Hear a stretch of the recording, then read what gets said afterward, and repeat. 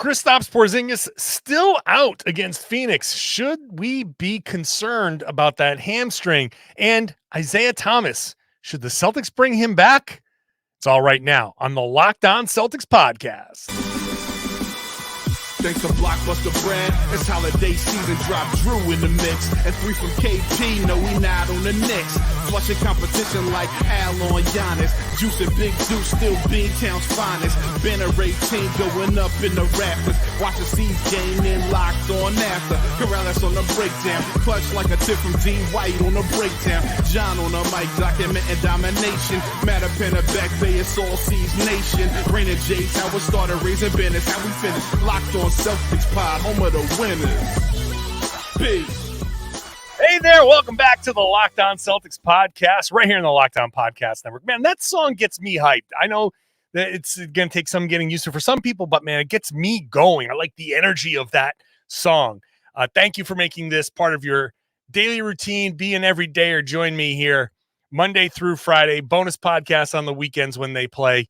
So subscribe, get the show dropped directly to your device.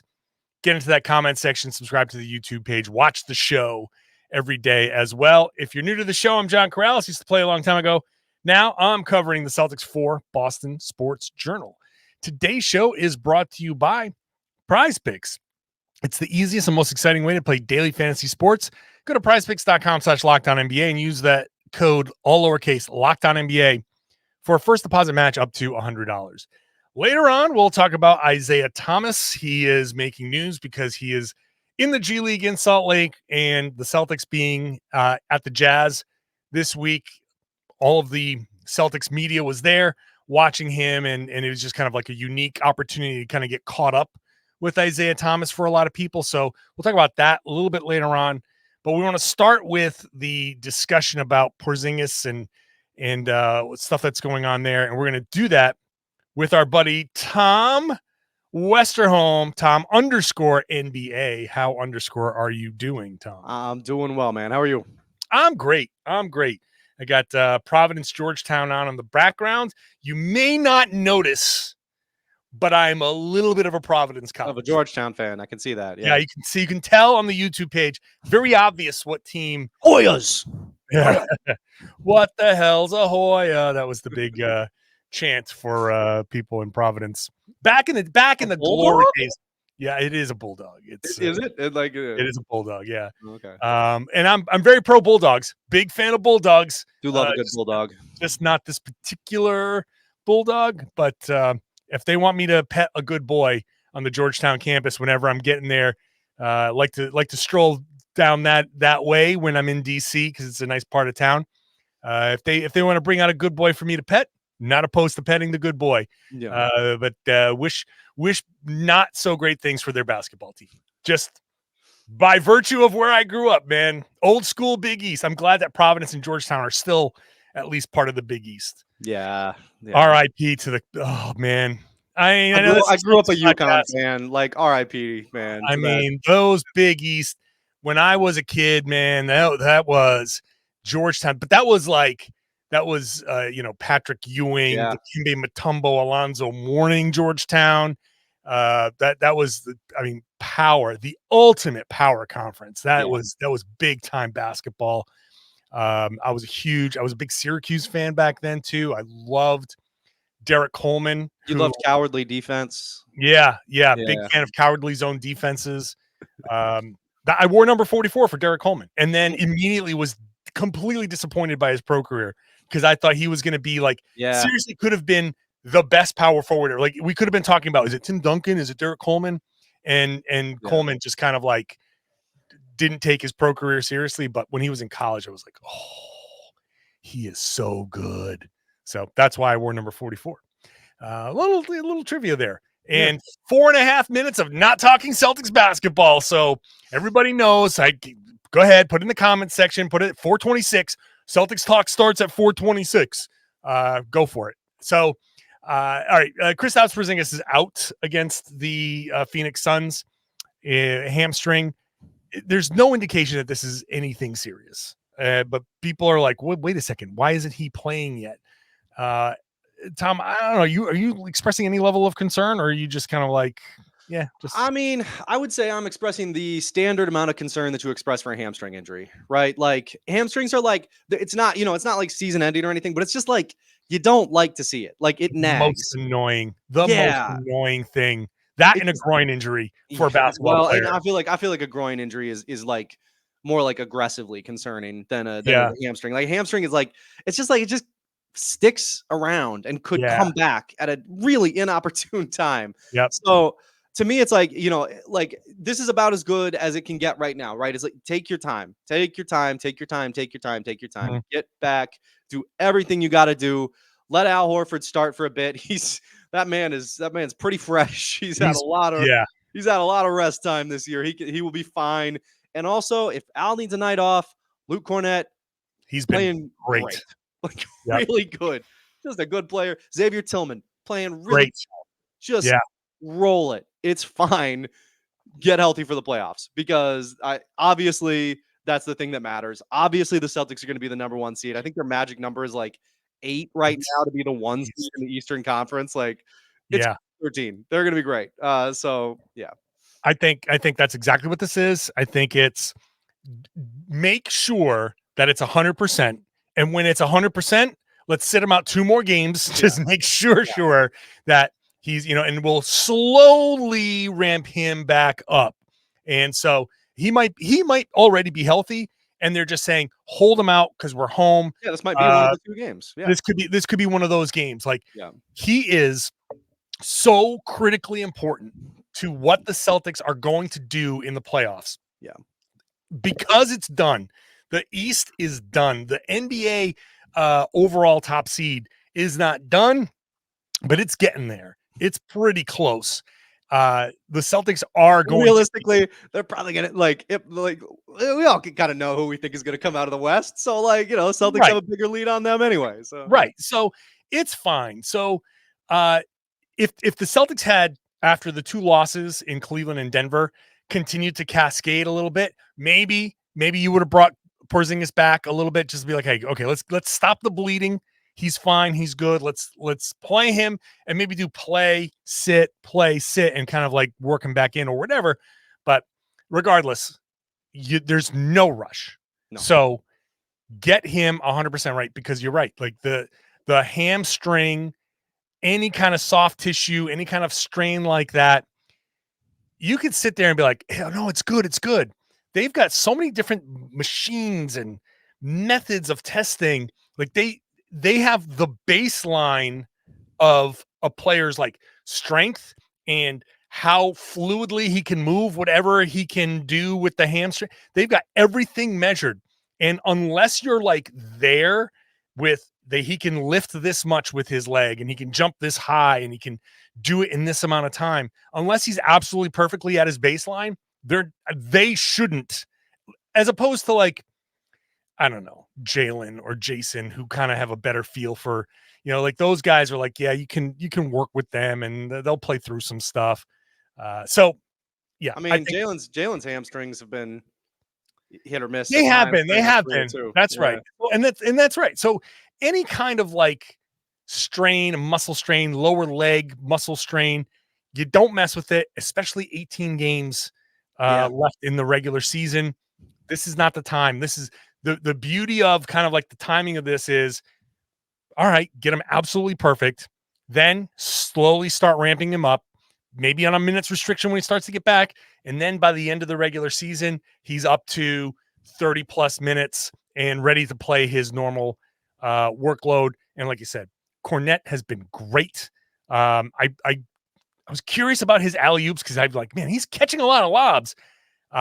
He's being thrown lobs at the same rate Rob was thrown lobs last season per minute. Like he's getting the same amount of lobs. Not finishing as well as Rob, because Rob dunked them all, and Luke is laying in a few of those, and some of those are rolling out, but they're still throwing them at the same rate. So Luke has been great. Tillman had a great game. He's kind of sliding in nicely. So yeah, I think it's fine. Agreed. Now, so that's all set. So we'll see how that goes against the Phoenix Suns. But Frankly, Since we brought up Cornette real quick, can I just give him his flowers for that? I haven't seen a white kill Jazz. Okay, yes. Line. So I haven't good. seen a white kill Jazz since Ryan Gosling and La La Land. I mean, I wrote in my takeaways, Bill Burr has a bit, right, where he describes this like joke, and he says, that's a great joke. There's no fat on that joke. You need every word for that joke to work. And that's that joke that Lou Cornette told. Shout out to Lou Cornette. That was a good one. That was lost, and I admit I didn't see La La Land, so I had to go back and figure out what the joke was. And now that I know the premise, like, oh, that's actually a really good joke. That was a really Derek White, and then White, like, yeah, it doesn't get much whiter than Ryan Gosling. It's like it's good. Yeah, well killing done. Yeah. It was. And as always with his sense of humor, he's mostly telling these jokes for his own amusement. Like he's just kind of amusing himself, and then that's part of what makes it so funny. It's very authentic because he's just like, I got a joke that I'm going to tell that's going to make me giggle. Like yeah, that was much funnier than it came out. Like with the right audience, that would have been like that would have slayed. Yeah. In that moment, it did not, but it was yes, it was really good. Yeah, it was a really good. Oh, were you guys doing an interview? I didn't notice. It's like very funny. Like funny contrast to the usual. Just kind of like, hey, this guy's awesome. Like it was good. I enjoyed it. All right, let's get into the Isaiah Thomas talk because anytime Isaiah kind of resurfaces, people are like, oh, the Celtics should get him. And I'm always like, no, they shouldn't. And now I'm like, maybe they should. We'll talk about that when we come back. Today's show is brought to you by Prize Picks. Prize Picks is daily fantasy made easy because it's you against the projections. There are over 3 million members on Prize Picks. It's America's #1 fantasy sports app, and you're not playing against any single one of them. You pick players based on their projections, and you get more or less. If you get it correct, you win. String together enough wins, you win money. And because it's demon time on Prize Picks, if you pick one of the boxes with demons or goblins on it, you can win up to 100 times your money, and all you might need is 4 correct picks. So go check it out. They have the red goblins, the red demons, green goblins, and you get different payouts. So check it out. You can win up to 100 times your money. It's at prizepicks.com/LockedOnNBA. Use that code LockedOnNBA, all lowercase. You're going to get a first deposit match up to $100. So go check it out. You can win up to 100 times your money over at Prize Picks. If you pick the right squares and you pick the right more or less projections across a ton of sports, across a ton of different players, prizepicks.com/LockedOnNBA. Pick more, pick less. It's that easy. Thank you for making Locked On Celtics your first listen every day. You know that Locked On has launched the first ever national sports 24/7 streaming channel. It's called Locked On Sports today. But hey, baseball fans, mark your calendars for March 20th at 7 p.m. Eastern Standard Time. Or is it Standard Time now? The best MLB season preview is coming exclusively to Locked On Sports today. That's March 20th at 7 Eastern. Be the first to get local insight from Major League Baseball, local experts from the Locked On Podcast Network. Find it March 20th at 7 p.m. Eastern on the Locked On Sports Today streaming channel on YouTube or the free Amazon Fire TV channels app. All right, Tom Westerholm. Isaiah Thomas has joined the G League for the Salt Lake City Stars. He is scoring 30-plus points a game. He is hitting a bunch of shots because Isaiah Thomas is, even at 35 and even at a minuscule stature, coming off the hip stuff that he's been dealing with forever, still a much better basketball player than most. Now, he is and always will be a bucket. Yes. Now, is he good enough to be in the NBA? Still not sure. I feel like if he was, let's be honest, he'd be in the NBA because NBA teams are not really in the business of letting NBA talent sit there and not be on a roster somewhere. So, as I said before the break, normally when people say, "Oh, we should bring in Isaiah Thomas," like that's, he could help off the bench. I'm like, no, he can't I don't think he's going to help off the bench. But the Celtics do have an open roster spot. And damn it, Tom. Oh, yes. I'm so here for this take. This team, Yeah. with its championship aspirations, with the criticisms of those who are here, they need a chip on his shoulder, take no crap kind of guy like Isaiah Thomas in the locker room to kind of, when things aren't going their way, damn it, I want Isaiah Thomas in that locker room being loud and being in people's faces to kind of snap them out of whatever thing they're in. Sign Isaiah Thomas. Listen, day after Isaiah Thomas was traded, Brad Stevens did an appearance at this the Basketball Hall of Fame in Springfield. Me and Chris Forsberg were the only reporters there. A lot of people were there. Only reporters there who were, to ask him about Isaiah and everything else. And that man looked devastated, right? He looked very, very sad about all of the proceedings, about the trade and all that. Didn't really want to talk about Kyrie, didn't obviously, but then, did talk about how much he loved Isaiah and all this stuff, and just, express, like, he just seemed very sad about it. Some little kid in the crowd asked Brad, "Why did you trade Isaiah Thomas?" Which was like very funny. I enjoyed that quite a bit. There's a YouTube clip of it that people could find. Brad, if you were real about that, you would say you have the power now. You could go, if you were really sad about it, you could just bring him right in. He's right there.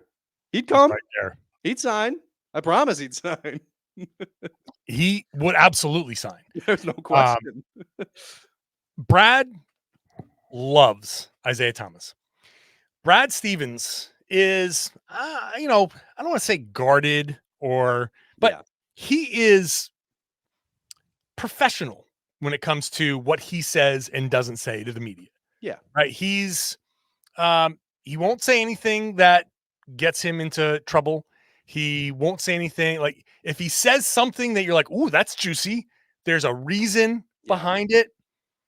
But when it comes to Isaiah Thomas, facade melts away. He loves Isaiah Thomas.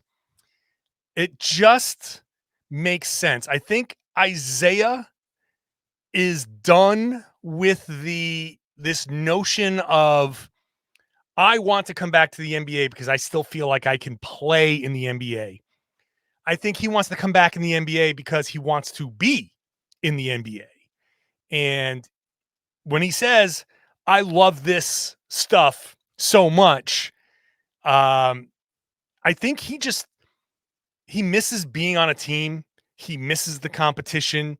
He misses just being around it. He knows that he's not coming back to sign a $10 million contract. He's coming back to sign a minimum contract if he signs anywhere.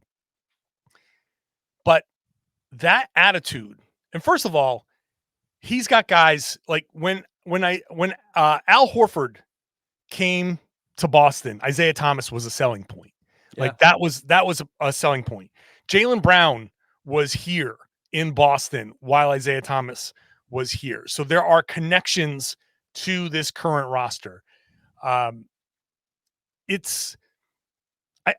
feel like the one thing that they've been missing since that mid 20-teen team is that edge, that chip on the shoulder, right? Like, as much as I'm confident in this team, they are full of, first of all, they're full of level-headed guys, which is great. You need that, but you also it would be nice to kind of have like that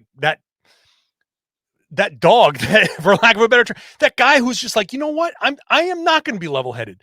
I'm going to actually be pissed off when we lose. I'm going to come in here and I am going to flip a table. I am going to be like passionate, like that. There is a place for that. And I do think the Celtics, for all of the confidence that I have, are missing that guy, that FU guy.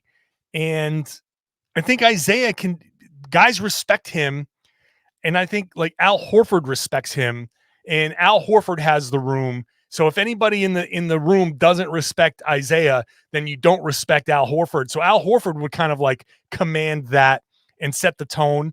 And I think Isaiah's attitude is just that one little bit, that one little thing that can help push this team that little extra bit, right? It's like, for lack of a better term, running a race versus running a race with the wind at your back. And you could be pretty damn fast, but if you get a little bit of a wind at your back, you know, they have records in racing where they say wind aided, like if there's wind at your back, you go a little bit faster. Isaiah Thomas can be the wind at their back. That's how I kind of see it. I'll let you get your response in, and we'll continue this conversation in just a second. Today's show is brought to you by Robinhood. Did you know that even if you have a 401k for retirement, you can still have an IRA? Robinhood has the only IRA that gives you a 3% boost on every dollar you contribute when you subscribe to Robinhood Gold. But get this, now through April 30th, Robinhood is even boosting every single dollar you transfer in from another retirement account with a 3% match. That's right, no cap on the 3% match. Robinhood Gold gets you the most for your retirement thanks to their IRA with a 3% match. This offer is good through April 30th. Get started at robinhood.com/boost. Subscription fees apply. And now for some legal information.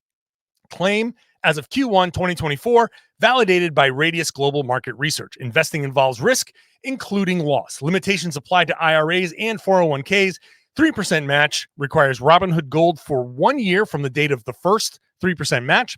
Must keep Robinhood IRA for 5 years. The 3% matching on transfers is subject to specific terms and conditions. Robinhood IRA available to U.S. customers in good standing. Robinhood Financial LLC, member SIPC, is a registered broker-dealer. Thanks for making Locked On Celtics your first listen every day. Go check out Locked On NBA. It's got the whole league covered, top to bottom, all week long, rotating hosts. I'll be back next week. I'm back on my Wednesday shift, so check me out. Check me out with Jake Madison. I'm going to be down in New Orleans, so Jake and I are going to be doing a lot of things podcast-wise. So go check that out. Check us out on Locked On NBA, wherever you get this podcast. Let's get back to this Isaiah Thomas conversation. Tom, what do you think? You think that Isaiah could be that little extra kind of emotional boost for Boston? I mean, maybe. I think it's tough for that guy to be somebody who's not in the rotation. And I think very clearly Isaiah Thomas would not be in the rotation if he signed with the Celtics. Like, you know, I think to me the big appeal of signing Isaiah is like I understand, like, you want to have all your roster spots filled with guys who can play, who are like, for sure, you know, like totally. Also though, just the story. Like, I love a good story. Like that's all. Was the thing. That was the thing that drew me to like sports journalism in the first place, right? Is like telling stories. I love that stuff. Isaiah Thomas joining this Celtics team that has the best chance to win a title of any Celtics team since 2010, realistically, right? Like this team could win a ring. Isaiah Thomas could win a ring with the Celtics if he signed with this team. Like, come on. That would be a hell of a story. Please, Brad, do this for me. Like, I mean, because like truly, like, you look at this roster. This roster is so complete. They have so many good players up and down. Every position is just so well filled with good players. You're not getting anybody with that 15 spot who's gonna probably move the needle like that. You know, like, I mean, I don't see, you know, where that player is gonna come from. What's it gonna hurt? Give him a shot. Get him a ring. Get him a contract. I'm all in. Let's do this thing. There's two reasons that I can think of for not doing it. One is purely just financial. You know, it's if you're spending money. Yeah, no, I'm just telling you. I'm making sure I'm saying this after I've been very pro sign Isaiah, right? Yeah. I'm just ready to spend Wick's money now. yes. But I'm just saying, like, from their perspective, you're like, do we really need to spend this money this way? They may say no. But also there is a risk that the sideshow becomes too big of a story. Sure. Because what will happen is 20-point lead in the fourth quarter. We want Isaiah, we want Isaiah. That chant, you thought the taco chants were bad. The Isaiah chants will be, they'll start from opening tip and it'll be fun, right? It's going to be fun. And I think the guys would love it, but this is the point where you're like, if we do this, does it derail in any way this level-headed, straightforward approach that we've been cultivating from the beginning? This team's identity, this team's culture has been focused on doing things the right way. We're not worried about this other stuff. We're not worrying about narratives. We're not worrying about all this stuff. Focus on doing what you do it the best possible way, and that's it. Bringing in Isaiah does change that from the outside. Sure. So I think there is a legitimate kind of hesitation from the Celtics when they sit here and they hear us, and certainly not us, because people have written stories, Globe, The Athletic, people have written stories about Isaiah Thomas. He's very front and center right now because the team is too good. They are, frankly, a little bit boring at this point. Tom, I have never struggled to write a story as much as I've struggled over the past 2 nights to figure out, because I have to write a game story and then like a feature story after each game for Boston Sports Journal. I spent 45 minutes last night after posting my game story thinking, what am I even going to write about? What's the story? The Celtics answered runs. Like that became my story. Like, so they answered runs. Congratulations. So they're a little bit boring right now, the Celtics, until the playoffs start. There's an 18-game stretch here where it's like, yeah, you're going to clinch. We know you're going to clinch. Yeah, you're going to ramp up guys. You maybe some experimentation, but like, get us to the first round, please. Get us to the first round. We're ready. This would gladly, for me, fill that void. But for the Celtics, they know people like me and other journalists around the team would so happily like eat up that story that they're like, maybe that's a little too much right now. I don't know what you think about that. I think it's shut up. Is it too legitimate of a point? Oh, I think it's a very legitimate point. I mean, because like this team's goal is obviously to win a title. That's like that, that's as high level as a goal gets. I think that's all very fair. I would say that's why you do it now. Get all the sideshow stuff out of the way. 18 games. Yeah, like, okay, journalists are bored. You guys are bored. Don't pick anything apart. Don't do any of that. Don't start like inventing narratives. Don't like point out that I think there was a tweet floating around. I didn't even investigate if it was real or not, that Jaylen liked something that was like, if Jaylen Brown was the number 1 player on a team, he would be an MVP candidate, something. Don't let the media focus on that. Don't do that. Here, have an Isaiah Thomas. 18 games before that's the fair. season. That's fair. That's fair. Like, yeah. Let the fans get it all out of the system. Like the we want IT. Let them get that out of their system now. Yeah. Let that all happen. And then when the playoffs come around, then you got your PJ Brown, right? You got your guy who comes in one time, wins one game for you, and you're like, everybody goes crazy, and it's a super fun story. Like get it out. Let's do it now. Give us something to write about it. The counterpoint to my own argument is that you bring back Isaiah Thomas and he gets all of this love, and you show these guys, even like Tatum and Brown, because they already know it. Yeah. But like there would be nothing like reinforcing the message to these guys. Be like, look, man, what did Isaiah do in 2 seasons in Boston? All he did was win when he wasn't supposed to and play his ass off and just love this city. All he did was love this city, and the city loved him back so much that he is a legend. He did things that were unspeakable here, things that no one would expect. Now look at him coming back. Look at how much love he's getting. You think that you guys know what it's like? No, Isaiah knows. Watch what Isaiah gets when he gets out there. And all it takes, playing hard, laying it out on the line, and embracing this city. That's all it takes. And you become a legend like Isaiah Thomas. And Isaiah didn't even win anything. Yeah. He didn't win the championship, right? Think about the love that Isaiah gets, how much people love him. Tatum has accomplished more in his time in Boston, a ton more.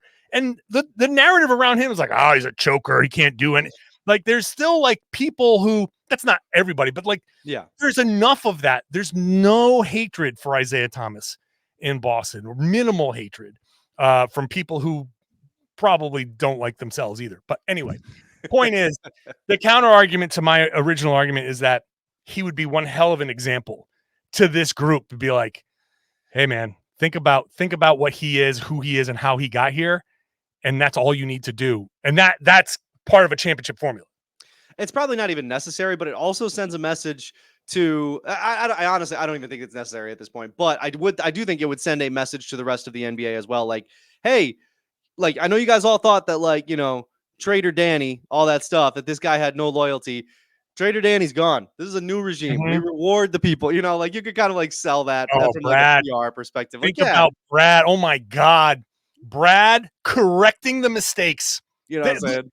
Look, Brad comes in, corrects all of Danny Ainge's mistakes, brings Isaiah back, brings the good vibes back to Boston, snaps all the jinxes and curses, and Celtics win a championship. My God, Brad, they would give him a seat. They put a statue of him sitting next to Red Auerbach over at Quincy Market. They just put a bronze of Brad sitting on the other side of the bench.